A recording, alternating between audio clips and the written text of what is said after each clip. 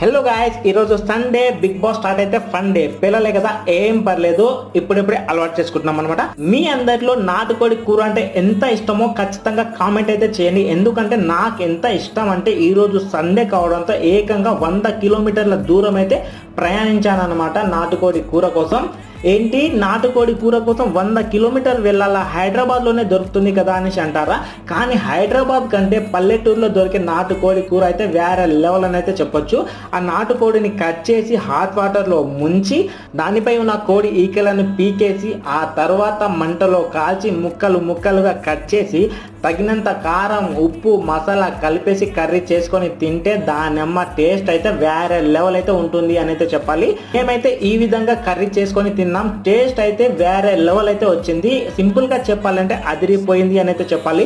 మీలో ఎవరైనా సరే ఈ విధంగా ట్రై చేసి ఉంటే ఏ విధంగా కర్రీ ఉండేనో ఖచ్చితంగా కామెంట్ చేయండి.